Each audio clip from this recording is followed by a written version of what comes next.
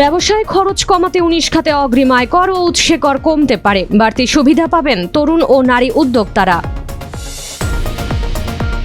বাংলাদেশের ফার্মাসিউটিক্যাল খাত বিশ্ব বাজারে তৈরি করছে শক্ত অবস্থান, বললেন স্বাস্থ্যমন্ত্রী। 140টির বেশি দেশে রপ্তানি। উত্তেজনার মধ্যেই নয়াদিল্লিতে বিজিবি বিএসএফ সীমান্ত সম্মেলন শুরু। পুশ ইন ঠেকাতে ভারতকে সরকারের পক্ষ থেকে চিঠি। সারা দেশে গত 24 ঘন্টায় হাম ও উপসর্গে আরও 8 শিশুর মৃত্যুতে প্রাণহানি বেড়ে 628, হাসপাতালে ভর্তি 974 জন। ইসরায়েলে ক্ষেপণাস্ত্র হামলা চালালো ইরান। ট্রাম্পের নিষেধ অমান্য করে তেহরান সহ বিভিন্ন শহরে তেল আবিবের পাল্টা হামলা। স্বাগত জানাচ্ছি দ্য বিজনেস স্ট্যান্ডার্ডের নিয়মিত আয়োজন টিভিএস রাত 8টার সংবাদে। সঙ্গে আছি তামান্না খন্দকার। দেখছিলেন সংবাদ শিরোনাম, এবার বিস্তারিত। বিনিয়োগ বান্ধব পরিবেশ তৈরি ও ব্যবসার খরচ কমানোর লক্ষ্যে অন্তত 19 ধরনের ব্যবসার ক্ষেত্রে আমদানি পর্যায়ে অগ্রিম আয়কর ও স্থানীয় পর্যায়ে উৎসে করের হার কমাতে পারে সরকার। অন্যদিকে নতুন তরুণ ও নারী উদ্যোক্তাদের জন্য আসতে পারে কর ছাড়ের সুবিধা। বড় আকারের কর ছাড় আসতে পারে মোবাইল ফোন সহ ইলেকট্রনিক্স খাত, নবায়নযোগ্য জ্বালানি, বৈদ্যুতিক গাড়ি আমদানি ও স্থানীয় উৎপাদন খাতে বিনিয়োগে। এছাড়া স্বাস্থ্য সেবা খাতের জন্য বড় প্রণোদনা আসার কথা রয়েছে। এনবিআর সংশ্লিষ্ট সূত্রে জানা গেছে এসব তথ্য।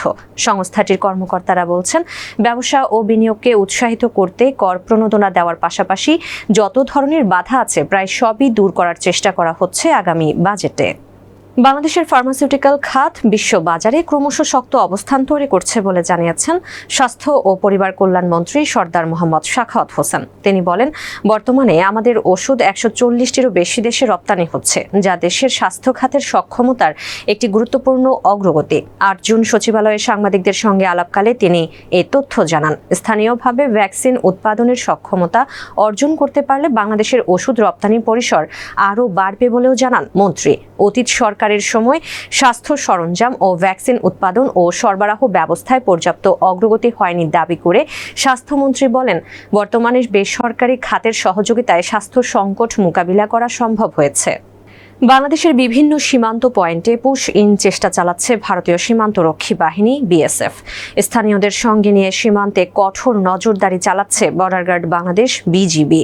এসব নিয়ে বিভিন্ন সীমান্তে চলছে উত্তেজনা। সেই উত্তেজনার মধ্যেই ভারতের নয়াদিল্লিতে শুরু হয়েছে বিজিবি বিএসএফ মহাপরিচালক পর্যায়ের 57তম সীমান্ত সম্মেলন। 8 জুন নয়াদিল্লিতে বিজিবি ও বিএসএফ এর মধ্যে মহাপরিচালক পর্যায়ের সম্মেলন শুরু হয়। 4 দিনব্যাপী এই সম্মেলন চলবে 11 জুন পর্যন্ত। এদিকে পুশ ইন বন্ধে ভারতকে 12 থেকে 13টি চিঠি দেওয়া হয়েছে বলে জানিয়েছেন পররাষ্ট্র প্রতিমন্ত্রী শামা ওবায়েদ। বলেন, ভারতের পুশ ইনের চেষ্টা শক্তভাবে প্রতিহত করছে বিজিবি। নিয়ম না মেনে পুশ ইনের চেষ্টা গ্রহণযোগ্য নয় বলেও মন্তব্য করেন তিনি। হাম ও হামের উপসর্গে দেশে আরও 8 শিশুর মৃত্যু হয়েছে।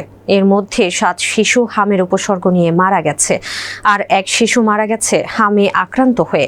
এ নিয়ে দেশে হাম ও হামের উপসর্গ নিয়ে মৃত শিশুর সংখ্যা বেড়ে হয়েছে 628।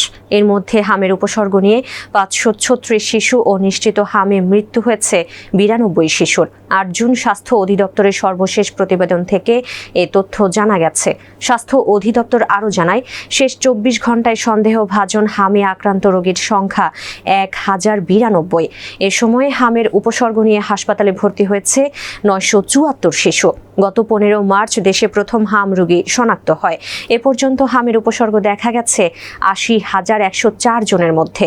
শনাক্ত হয়েছে 9,779 জনের শরীরে।